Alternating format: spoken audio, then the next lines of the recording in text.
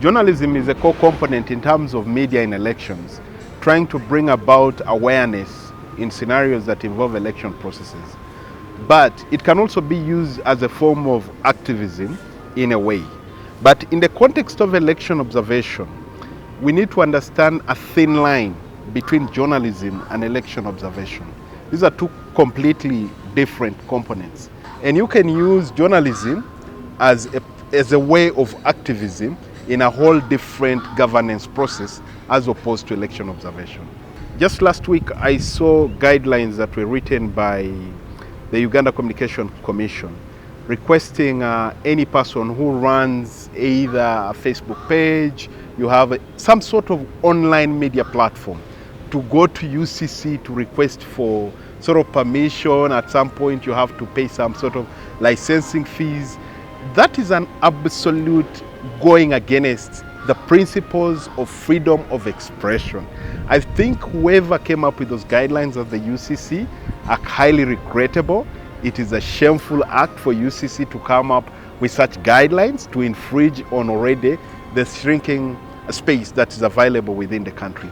I think we need to learn from the rest of the developed nations that spaces for journalism, spaces for media engagement are actually open. You should be able to allow the citizens to speak out about issues that concern them in their own respective environment. We need to be able to reclaim that space of a citizen being able to speak. Our constitution is very clear that power belongs to the what? To the people in Article 1. So if you're not going to allow people to speak to the powers that be, then it's a whole complete contradiction to the principles of governance that are set out within our own constitutional mandate.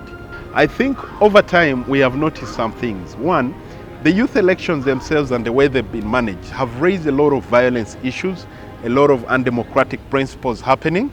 The youth college itself, for electing youth right from the grassroots to the national level, is a whole new question that needs a lot of attention too. I think it has created a scenario where in most cases youth are used as forces of violence by certain individuals and so forth. But even the governance system itself within the youth presents a lot of challenges as far as a growing democracy is concerned. I think we need to come to a scenario where we redesign and restructure how the youth elections in Uganda are going to be conducted, and including their representation in the different levels of leadership. In that if UCC that is supposed to be controlling and guiding the media space in Uganda as a body enshrined by an act of parliament, if it comes and releases the recent guidelines it has issued, then definitely it's infringing on the media space in the country. And I think for that matter, you are not allowing the media to do its objective role.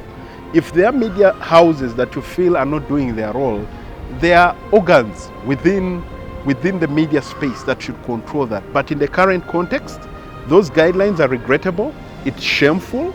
Internationally, it doesn't depict to the fact that as a country in Uganda, we're actually allowing the media and freedom of expression to manifest itself in our democratic processes, including elections for that matter.